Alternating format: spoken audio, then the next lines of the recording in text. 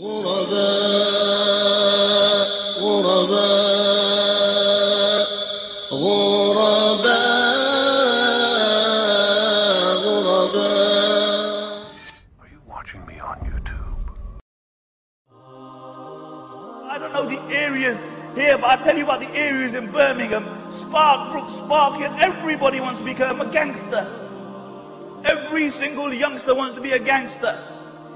Because they see these bloodsuckers who are driving their £50,000 cars, who haven't worked a day in their life, who have sucked the blood of other innocent people by pushing drugs. And they see these people and they say, yeah, that's what I want to be. You know, bad man walk, bad man talk, carry a peace. What kind of people are these really? What kind of people do you imitate? People who will break up families because they're number one. They will push drugs. They will leave children who are yatim. And this is no exaggeration. Have you ever seen a man who's on crack? His son's a yatim because he has no impact in the life of his child. Look at all those parents who spend their life and they have lofty aspiration for their child, and that child becomes a crackhead. Why? Because some punk out there wants to push drugs so he can have his big car. And these are the role models that our children have.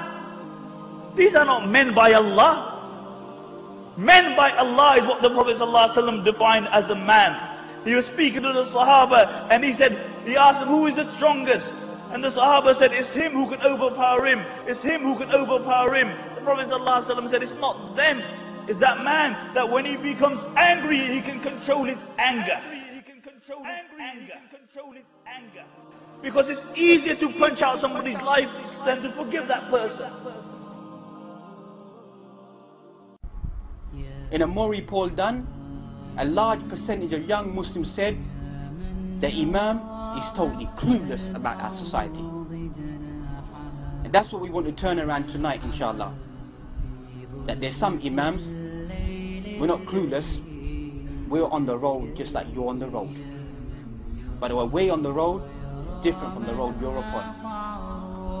Has it not become, unfortunately, a common trend that Muslim youth, they drink alcohol, whatever the names may be, whiskey, brandy, rum, vodka, beers, ale, whatever it may be.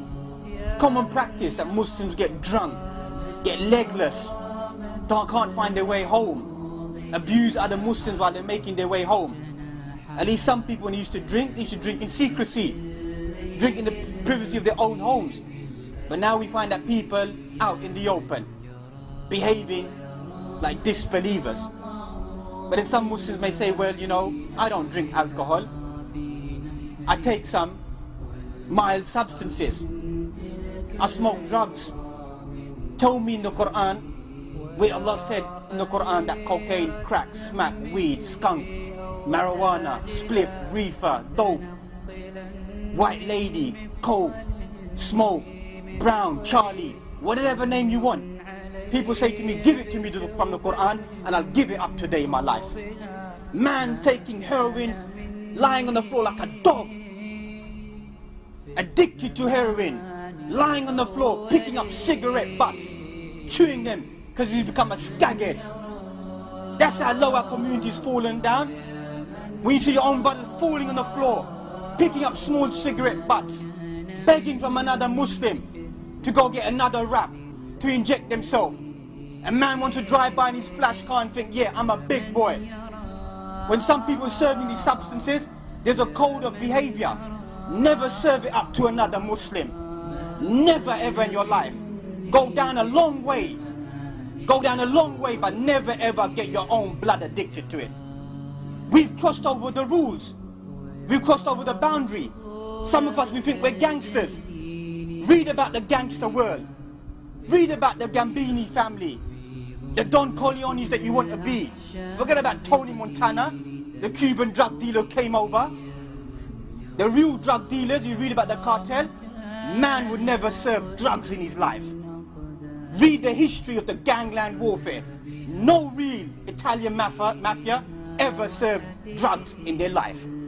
Any man caught trafficking drugs, then he was gunned down by the mafia.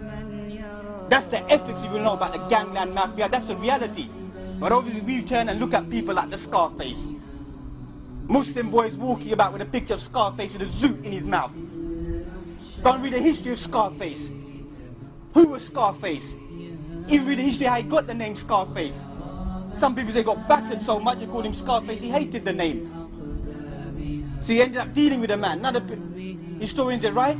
He said something about next man's woman. Man turned around, scarred him up in his face. He can remember it for the rest of his life. He looks in the mirror. He said these evil statements. But what was the end of this?